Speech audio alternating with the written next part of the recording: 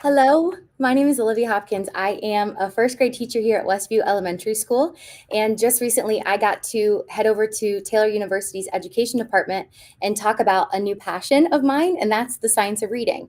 The science of reading right now is kind of a huge, huge deal in the education world, but also it's kind of become a buzzword all over the place. So I wanted to walk you through just some small, important pieces of what I was able to talk about with the Taylor education students and kind of tell you and bring you into my first grade classroom a little bit with our reading instruction to show you what the science of reading is and how we use it here at Westview.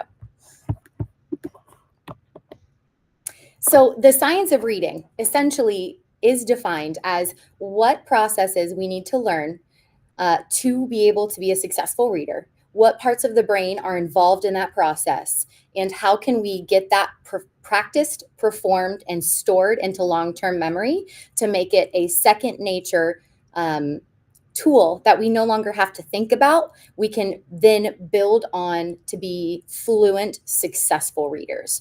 So something that I learned recently when I got my reading endorsement this past summer was that the brain was actually not made to ever understand written language. So when we are teaching our kids how to read, when we're learning how to read, we actually are having to rewire certain parts of our brain that were used for other things to now learn and understand our written language. So things like the parietal lobe, the frontal lobe, things like that, we have to reteach those parts of our brain new skills so that we can be successful readers. And we do want to keep it on one side of that brain because if we have to cross hemispheres of the brain, it slows things down for readers later in life. Statistics show that one-sided brain readers are more successful overall and in longevity as well. So I think that it is the coolest thing ever. Fun fact, too, for you is that the part of the brain that we use to store faces and people to recognize them, we also use to recognize letters. So when you look at a person straight on or side to side, up or down, that no matter where they're facing, that is the same person. That person doesn't change.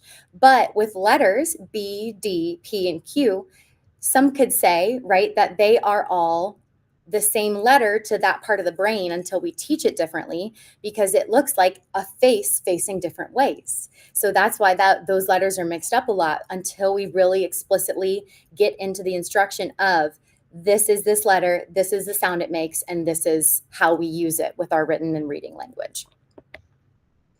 So things that we really explicitly got to teach are letter formation and use explicit instruction when we teach that letter formation.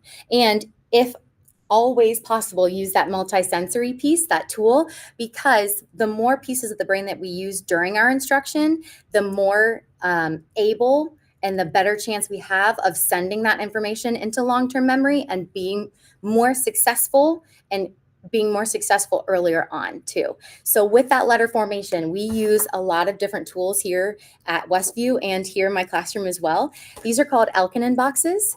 They are orthographic mapping. So this is how we break down words that we hear to spell them. So this here, we can understand our letter formation. If we were to do the word pop, we pull it apart. We hear 3 sounds after we've done our pop it.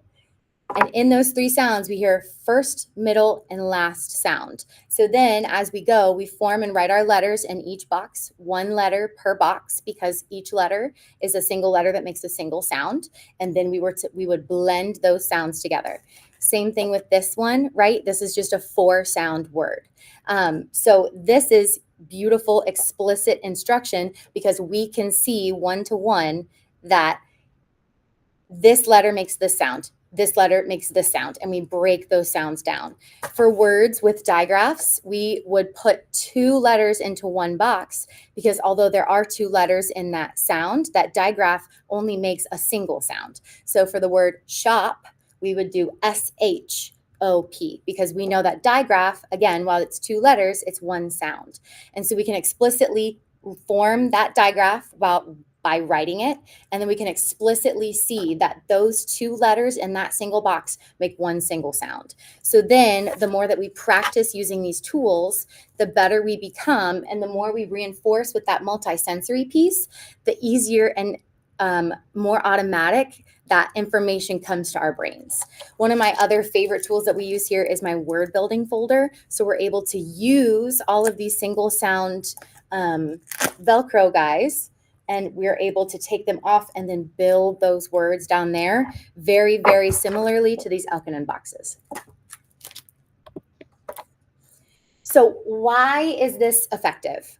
By keeping our instruction explicit, saying this is a digraph, 2 letters, 1 sound, this is how we use it, we can keep all of that information to that single side of the brain and rewire those places to learn those new skills. So it's effective because it's practiced, it's repeated, it's plain as day, explicit for the students to understand. And then that multisensory piece really solidifies that information going into long-term memory. So wrapping it up, here at Westview, we take our science of reading really seriously. We love it, we celebrate it, and it has informed all of our reading instructions. We are always growing. As teachers and as humans, we are always forever students, and I love that part of my job. So having learned this and implementing it here at Westview in all of our classrooms and in my own, it has shown huge, huge leaps and bounds for the kids. It's made giant differences. So thank you so much for spending your time with me today. Thank you so much for learning from me. And I would love to see how you utilize science of reading at home if you do. Thank you so much for your time.